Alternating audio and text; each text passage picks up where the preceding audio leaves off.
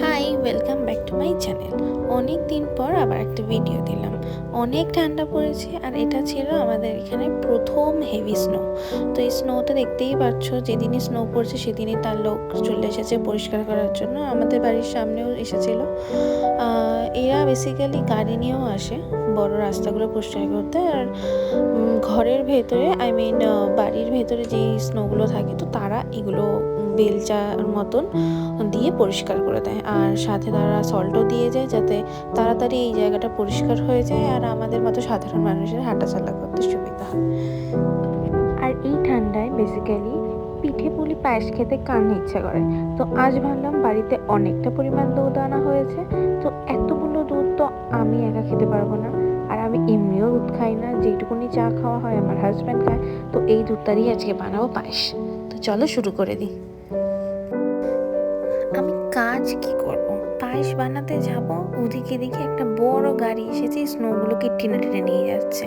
আমার আবার এইসব জিনিসগুলো দেখতে না খুব ভালো লাগে, জানেন তো।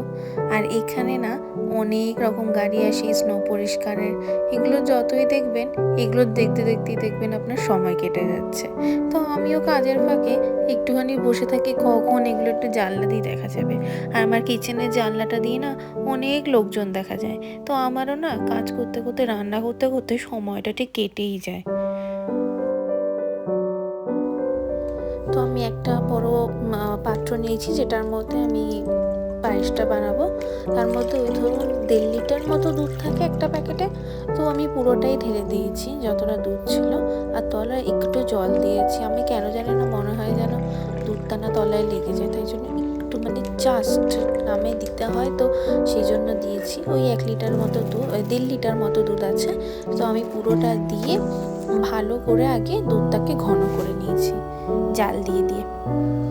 দুধটা গরম হতে থাকো, আর ওদিকে আমার যেটুকুনি চাল আমি দেবো ওটাকে ধুয়ে রেডি করে নিই। এটা না আমি ইন্ডিয়া থেকে আসার সময় প্রত্যেকবার আমি নিয়ে আসি। এই চালটা দিয়ে আমি শুধু পায়েসই বানাই, স্পেশাল কিছু দিনে, ধরুন আমাদের জন্মদিনে বা ঠাকুরকে আমি কোনো সময় ভোগ দিই যখন, তখন বিভিন্ন অনুষ্ঠানে আমি এই স্পেসিফিক এই চালটা দিয়ে বানাই। যদিও এখানে গোবিন্দভোগ চাল পাওয়া যায়, বিভিন্ন বাংলাদেশি দোকানে, অনেক দোকানে আছে যেখানে চিনি গুঁড়া চাল পাওয়া যায়। বাট ওগুলো দিয়ে আমি পোলাও, খিচুড়ি ওগুলো বানাতে চাই। কিন্তু পায়েস বানাতে গেলে যে সুন্দর একটা গন্ধ থাকবে, এরকম একটা গোবিন্দভোগ চাল থাকে। তো সেটা আমি ইন্ডিয়া থেকে যেটা নিয়ে আসি সেটা আমি রেখে দিই। যেমন এই শীতকালে একটু পায়েস বানালাম ঠাকুরকে ভোগ, তো এইসবে আমি দিয়ে থাকি। দুধটা এদিকে ভালো মতন ফুটে গেছে এবং ঘন হয়ে গেছে। তো এটার পর আমি দেখলাম যে ফ্রিজে আমার একটু কনডেন্স মিল্কও রয়েছে। তো আমি সাধারণত পায়েস বানালে একটু কনডেন্স মিল্ক দিই। তো এটা ছিল, আর এটা না অনেক শক্ত হয়ে গেছিলো। আমি একটু দুধ তুলে হাতা দিয়ে এটার মধ্যে দিয়ে দিয়েছি, যাতে একটু নরম হয়ে গলতে থাকে।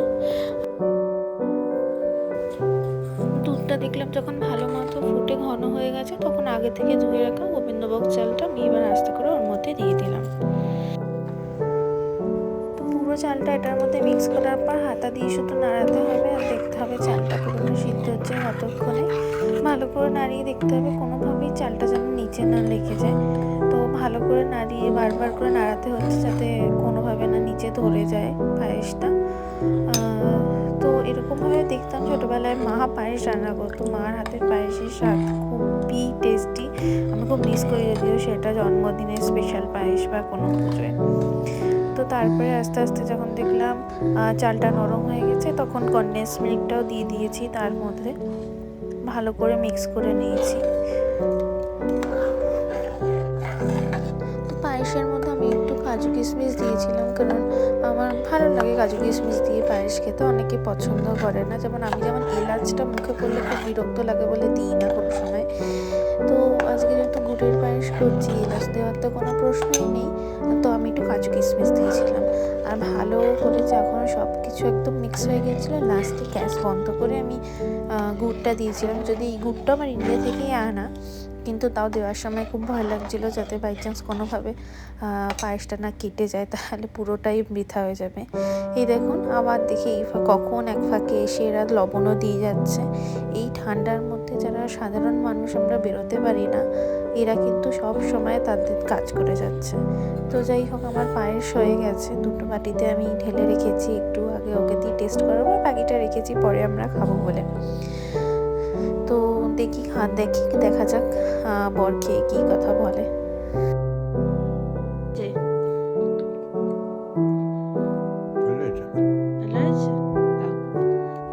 তো চলুন, আপনাদের জন্য ভিডিওটা এখানেই শেষ। দেখা হবে পরের একটি ভিডিওতে। আশা করি আপনাদের এই ভিডিওটি ভালো লেগেছে। লাইক, কমেন্ট এবং শেয়ার করতে একদম ভুলবেন না, আর সাবস্ক্রাইব করবেন আমার চ্যানেল।